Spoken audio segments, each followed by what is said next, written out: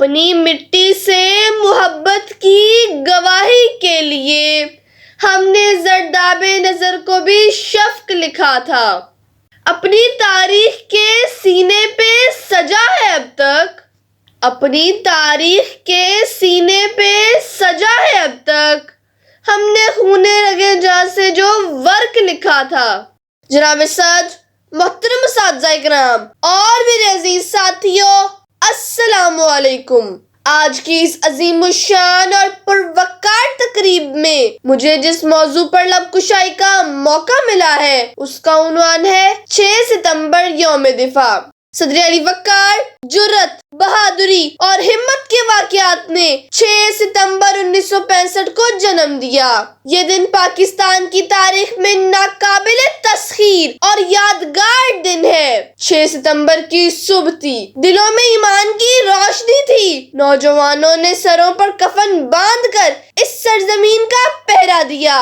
فضاؤں میں نعرہ تکبیر کی گونج تھی. مٹی کے ذرے ذرے نے قربانی کی قسم کھائی اور سپاہیوں نے خون سے تاریخ رقم کر ڈالی. خونے دل دے کے نکھاریں گے رخے برگے گلاب، خونے دل دے کے نکھاریں گے رخے برگے گلاب، ہم نے گلشن کے تحفظ کی قسم کھائی ہے. صدر ذی وقار، وقت اثر ڈوبتا سورج، ابھرتی امنگیں، زندہ دلوں کا شہر لاہور، گونجتی ہوائیں، نعرہ تکبیر کی صدائیں اور پاکستان زندہ باد کے فلک شگاف نعروں میں پاکستان کا پرچم اتارا جاتا ہے کہ یکدم دشمن اپنے ناپاک عزائم کے ساتھ ارض پاکستان پر حملہ آور ہوتا ہے. ہر سو انسانی عذاب بکھرے نظر آتے ہیں. وہاں موجود لوگوں کا لہو اس سب سے لالی پرچم پر بھی پڑتا ہے جسے ابھی عزت و احترام سے اتارا گیا تھا. چلتا ہے خنجر تو چلے میری رگوں پر، چلتا ہے خنجر تو چلے میری رگوں پر، خودی بیچ کر اپنی میں کبھی جھک نہیں سکتا. صدر علی وقار، وہاں موجود لوگوں کا لہو دشمن کو للکارتا ہے. ہمت، جرأت، بہادری اور ملت کے جذبات سے لکھی جانے والی تاریخ یوم دفاع پاکستان کہلاتی ہے. اس قوم کو شمشیر کی حاجت نہیں رہتی، اس قوم کو شمشیر کی حاجت نہیں رہتی، ہو جس کے جوانوں کی خودی صورت فولاد. جناب والا، میرا پڑوسی ملک، میرا روایتی حریف ٹینکوں توپوں کی فوج لے کر میرے وطن پر چڑھائی کر دوڑتا ہے، لیکن میرے دشمن کو خبر نہ تھی کہ میری سرحدوں کے رکھوالے رب کائنات کے حضور اپنی شہادت کی دعائیں مانگا کرتے ہیں.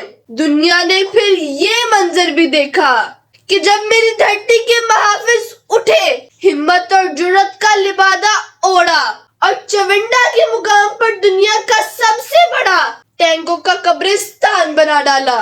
شہادت کے متلاشی میرے شاہین اڑے اور 52 سیکنڈ میں دشمن کے 5 جنگی جہاز مار گرائے اور دشمن کو پیغام دیا کہ ہے جرم اگر وطن کی مٹی سے محبت، ہے جرم اگر وطن کی مٹی سے محبت، یہ جرم سدا میرے حسابوں میں رہے گا.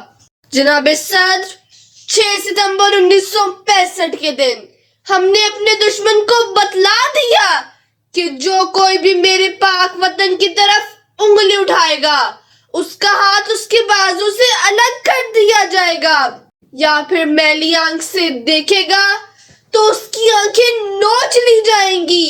صدر ذی وقار، ہم نے گلشن کے تحفظ کی قسم کھائی ہے. میری ملت کے جیالے میجر عزیز بھٹی بن کر دشمن کے ناپاک عزائم کو خاک میں ملا دیتے ہیں اور راشد منہاس بن کر دشمن کے طیاروں کا رخ موڑ دیتے ہیں.